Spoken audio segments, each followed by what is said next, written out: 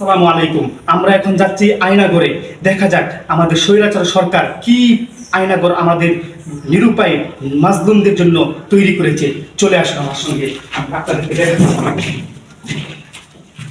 কি অবস্থা, একবারে রাস্তার অবস্থা খারাপ। এই যে এখানে লেখা আছে আয়না গরু।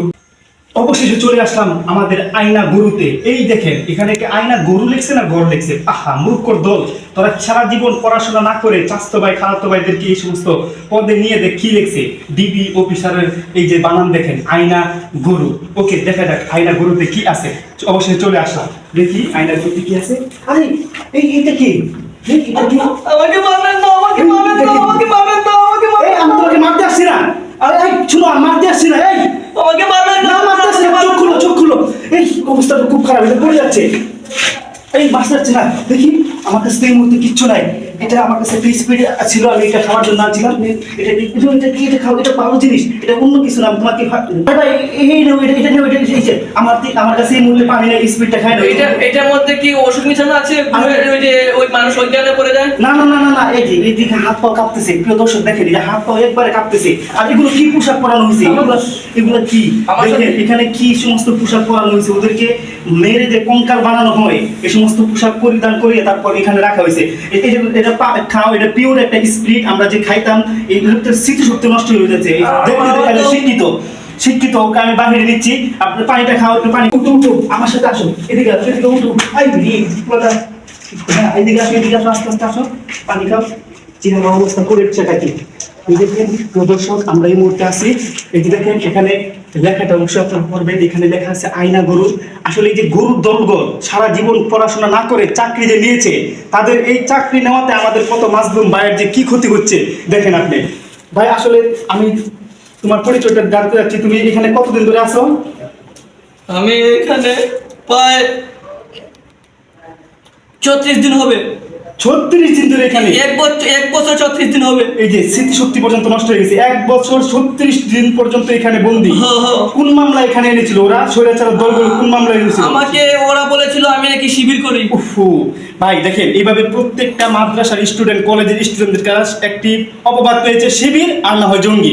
মানে এই স্বৈরাচার আসলে ওর নাম এখন আমাদের নিতে আর কোনো ভয় নাই। তো জালেমের যে একবারে সর্বশেষ যে সীমানা, ফেরাউন, আবু জাহেল, নমরুদ, উতবা, সাইবা, তাদের পার হয়ে যারা যে পরিমাণে আসছে, এই ভাইটা কোন দিক দিয়ে ওকে মনে হচ্ছে শিবির?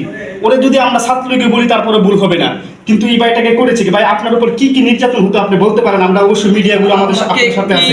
পানির সাথে কি যেন মিশিয়ে আমাকে খাওয়াতো, তারপর আমি অজ্ঞান হয়ে যেতাম। আমার মানে আমি কিছুই বলতে পারতাম, বুঝতে পারতাম না, কিন্তু ওরা আমার কাছে কি জানার চেষ্টা করতো, ওসব জানতো কি ওষুধ খাবো আমি নিজে বলতে পারতাম না। আমি না না, এটা হলো পিওর পানি, কোনো ভয় নাই। এটা আরেকবার খেয়ে কোনো সমস্যা নেই। এটা হ্যাঁ খাও, কোনো সমস্যা নাই। আসলে দেখেন মানুষের অবস্থা যদি এতটুকু খারাপ হয়, কতটুকু মানুষের মস্তিষ্ক যদি পছন্দ তারা করতে পারে।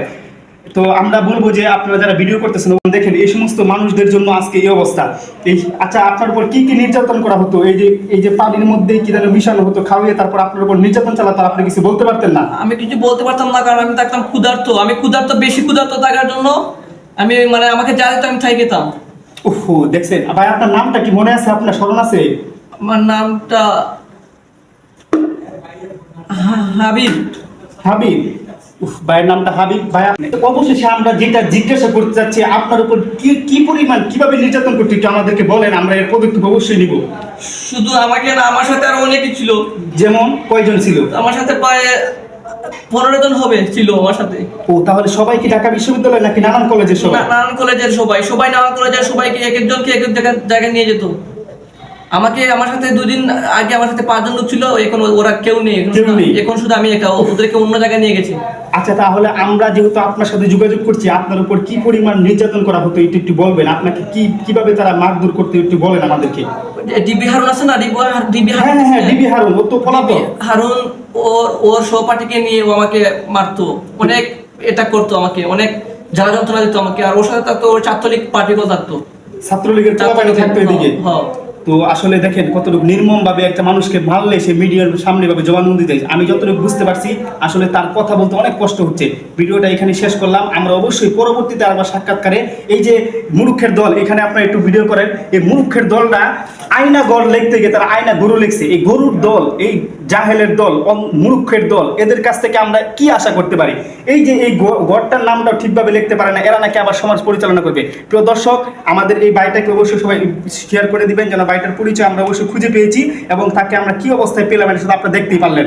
আল্লাহ তাআলা আমাদের প্রত্যেককেই এই সমস্ত আয়নাগর এবং বিভিন্ন যেই আগেও আমরা জানতে পেরেছি আরও কিছু গড় ছিল, এই সমস্ত মাজলুমের কারাগার থেকে আমাদের সবাইকে রক্ষা করুন। আমরা সবাই এখানে আজকে বিদায় নিচ্ছি, ভাই ভালো থাকবেন। প্রিয় ভাইটাকে আমরা বাড়ি পৌঁছে দিচ্ছি, আসেন আমাদের